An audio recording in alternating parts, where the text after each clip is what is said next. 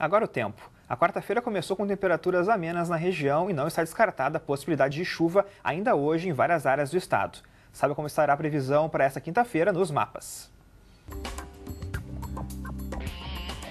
Nesta quinta-feira, o dia amanhece com muita névoa.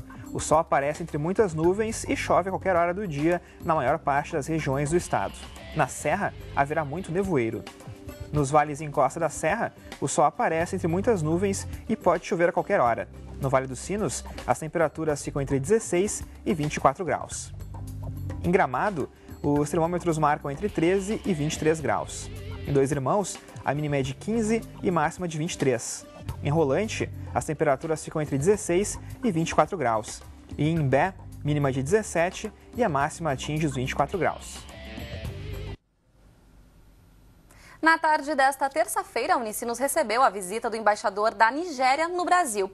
Ele conheceu parte da estrutura do Parque Tecnológico São Leopoldo, o Tecnocinos, em busca de empresas que se encaixem no perfil econômico nigeriano. Além de ser uma das maiores economias da África, a Nigéria é o principal parceiro comercial do Brasil no continente. E a cidade de São Leopoldo também pode representar uma alternativa de investimento nas áreas do gás e do petróleo. Na terça-feira, o Parque Tecnológico São Leopoldo contou com a presença do embaixador da Nigéria no Brasil, Vincent Amerib Okun. Ele conheceu as instalações do Tecnocinos com o objetivo de, junto ao governo do estado, identificar empresas que tenham compatibilidade com o mercado nigeriano, a fim de estabelecer parcerias comerciais.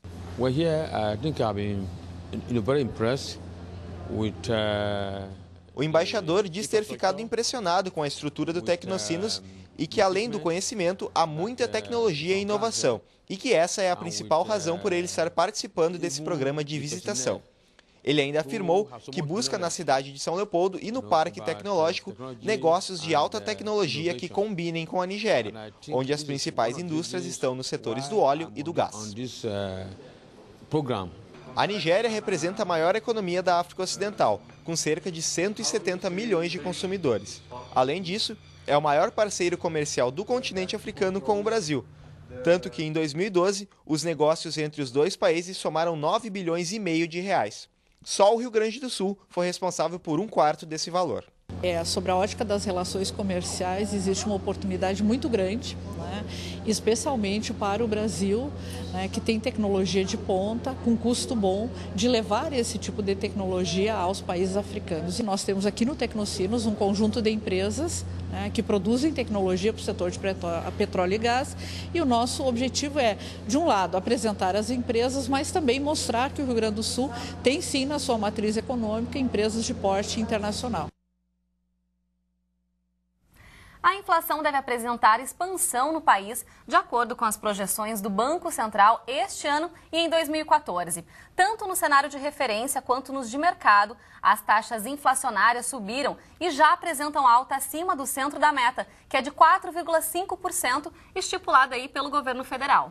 E no curso de Ciências Econômicas aqui da universidade, professor e alunos realizaram uma análise de conjuntura sobre as perspectivas da inflação brasileira. E eles estão aqui no estúdio para falar sobre essa pesquisa. Nós recebemos Givanildo Triques, professor do curso de Ciências Econômicas aqui da Unicinos, também com a gente Leonardo Weber e Valmir Matos, alunos de Ciências Econômicas da universidade. Olá, sejam bem-vindos. Olá, boa tarde. Olá, tudo bem? Tudo bem? Bom, a gente quer começar essa conversa com vocês mostrando antes se as pessoas por aí entendem realmente o que é inflação e o que está, né, nessa conjuntura toda. Vamos dar uma olhadinha. Eu entendo que seria um imposto, né, no qual é retirado que a gente tem um custo sobre uma mercadoria ou sobre qualquer coisa, na verdade. A gente tem um imposto referente a isso. Tenho um grande interesse, mas não sei quais são as bases realmente de uma inflação, que seriam os cálculos para que isso aconteça. Porque envolve no custo, né? Tudo que vai mexer no nosso bolso, a gente tem um grande interesse em saber. Eu vivi a questão da inflação, né? O Brasil, ele viveu um momento bastante crítico nessa questão da inflação, onde realmente toda pessoa que recebia um valor monetário, quer seja um pagamento, um salário, ela tinha muita perda salarial ou perda financeira, né? Então o Brasil conseguiu de alguma forma superar essa questão, né? Acho que a inflação é um reflexo que se origina na questão da oferta e da demanda. Então, quando a gente tem uma demanda maior do que a oferta, acaba por aumentar esses índices. Mas eu acho que tem uma questão de fundo, na minha concepção, que embasa toda a economia, que é o paradigma da escassez. E a inflação está baseada muito na escassez, na falta. E acredito que nós já superamos esse paradigma. O problema está muito mais, acho, na distribuição e na justiça social do que propriamente na escassez, que é o que historicamente, para mim, dá base para a questão da inflação. Bom, professora, a gente viu aí que as pessoas estão realmente bem informadas, mas tem muita gente que ainda não entende o que é inflação, como é que ela atinge o nosso bolso, como é que ela interfere no nosso dia a dia. Então, acho que, por mais que a gente já tenha ouvido aí as pessoas comentarem a respeito desse assunto, gostaria que o senhor também falasse, explicasse o que é inflação e como é que ela interfere realmente no bolso do brasileiro. Então, a inflação, na verdade, se você olhar pela palavra em si, é algo que inflama, é algo que infla. Então, seria a ideia de inflar os preços da economia. Então, basicamente, você tem 3 pontos para determinar o que é inflação. Primeiro, ela tem que ter os preços têm que ter um aumento generalizado, ou seja, a maior parte dos preços da economia elas sofrem uma elevação. Segundo, esse aumento tem que ser apreciável, ou seja, tem que ser um aumento considerável nessa elevação dos preços. E terceiro é que os preços devem ser aumento de forma continuada, ou seja, tem uma certa persistência ao longo do tempo. Então, basicamente, essa é a ideia da inflação, é um aumento generalizado de todos os preços da economia, apreciável e continuado. E, basicamente, a origem dela é, de fato, como foi apontado por um dos entrevistados, que você tem digamos assim, um distúrbio macroeconômico, um distúrbio da economia, em que existe do lado das compras, a parte da compra é maior do que a parte da produção da economia. Então, essa diferença que faz com que os preços da economia aumentem. Bom, a gente já ouviu falar muito em inflação, como um dos entrevistados, inclusive, comentou que ele passou pela inflação. E parece que em um determinado momento a gente não comentava mais esse assunto e agora ele voltou à tona, né, Rodrigo? A gente consegue ouvir falar um pouquinho mais. Então, Valmir, para a gente conseguir entender por que é importante que o brasileiro ele esteja atento e ele saiba realmente, né, a importância de discutir esse assunto, né, e de entender realmente. Como o professor já salientou, a inflação ela corrói, né? O aumento contínuo dos preços, ela corrói o salário do trabalhador, ok? Então, o que ocorre? A percepção do trabalhador é que ele vai ter uma diminuição do seu poder de compra. Claro que essa diminuição não ocorre em termos de salários nominais, mas a quantidade de bens e produtos que esse salário vai poder comprar ao longo do período, ela vai ser reduzida, né? O que acontece? Em termos gerais, é uma diminuição do bem-estar das famílias, considerando ainda que esses reajustes salariais para o trabalhador ocorrem de forma anual, né?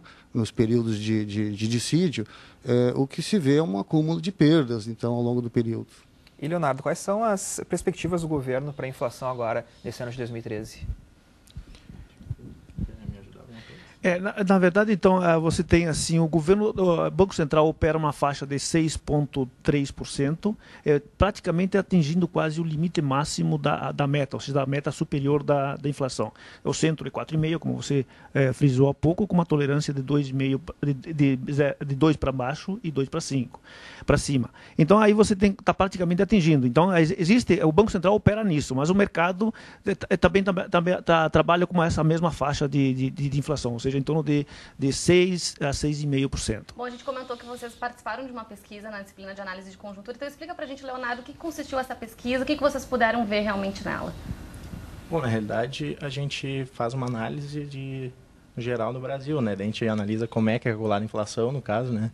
E no país, a base da medição é um indicador que é medido através de uma pesquisa de orçamento familiar, que daí tem como base, pegam as famílias de determinadas rendas e vê uma cesta de produtos que eles consomem, né? E daí, que nem no Brasil, o índice oficial de inflação é o IPCA, que é o Índice Nacional de Preço Amplo ao Consumidor. E daí o objetivo dele é analisar a variação justamente dessa cesta de consumo, né? E daí ele é feito uma coleta só nas áreas urbanas de 11 regiões metropolitanas do país. E daí desse índice regional é feito um índice nacional, de uma média ponderada das regiões, né? E esse resultado chegou a surpreender vocês, o resultado da pesquisa, ou já era uma coisa que era calculado por vocês? Não, no geral, já era esperado, porque o governo vai divulgando relatórios, tem a ata do Copom, tem o relatório Focus que a gente consegue acompanhar, né, de período a período, né. E Valmir, por que vocês acham que é tão importante vocês estarem em contato realmente com isso? No próprio curso, vocês também conseguirem entender e fazer com que as pessoas, que esse tipo de assunto chegue mais perto das pessoas?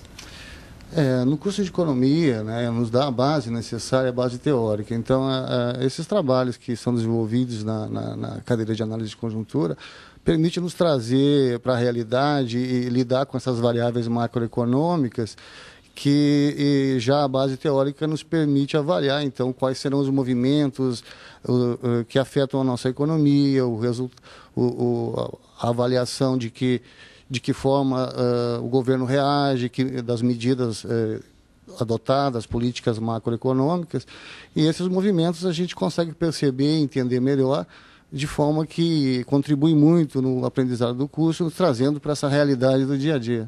Tá certo, então. Agora a gente faz um rápido intervalo, mas na volta a gente segue falando sobre as perspectivas da inflação para esse ano. Não saia daí, a gente já volta.